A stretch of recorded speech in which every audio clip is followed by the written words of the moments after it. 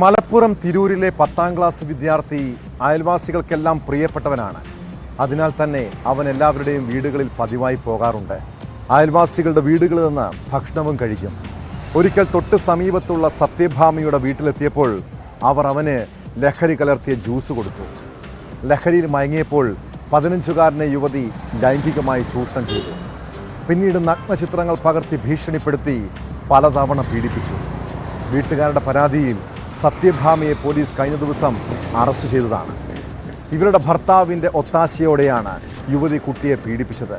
കേസിൽ ഭർത്താവ് സാബിക്കും അറസ്റ്റിലായിട്ടുണ്ട്.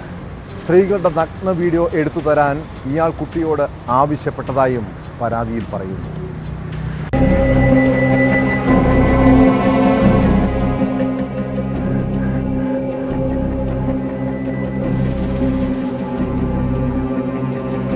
തിരൂരിൽ 15 വയസ്സുള്ള വിദ്യാർത്ഥിയെ ലഹരി നൽകിയും ഭീഷണിപ്പെടുത്തിയും പീഡിപ്പിച്ച യുവതിക്ക് ഒത്താശ ചെയ്ത കേസിലാണ് ഭർത്താവിനെയും പോലീസ് അറസ്റ്റ് ചെയ്തത്. കേസിൽ ഒളിവിൽ പോയിരുന്ന തിരൂർ BP അങ്ങാടി സ്വദേശി സാബിക്കാണ് പിടിയിലായത്. വിദ്യാർത്ഥിയെ പീഡിപ്പിച്ച കുറ്റത്തിന് സാബിക്കിന്റെ ഭാര്യ പാലക്കാട് കല്ലടിക്കോട് സ്വദേശിനി സത്യഭാമയെ നേരത്തെ അറസ്റ്റ് ചെയ്തിരുന്നു. സത്യഭാമയുടെ അറസ്റ്റിന് പിന്നാലെ സാബിക് ഒളിവിൽ പോവുകയായിരുന്നു.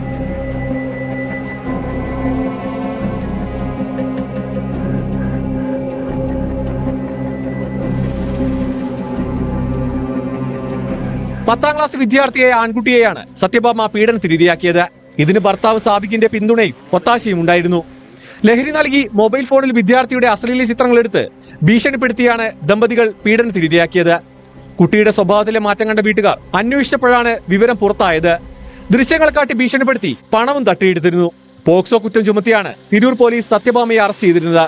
വിദ്യാർത്ഥിയെ മയക്കുമരുന്ന് വിൽപ്പനയ്ക്ക് പ്രേരിപ്പിച്ചതായും പരാതിയുണ്ട്. സ്ത്രീകളുടെ നഗ്ന വീഡിയോ എടുത്തു തരാൻ ആവശ്യപ്പെട്ടിട്ടുണ്ടെന്നും പരാതിയിലുണ്ട്.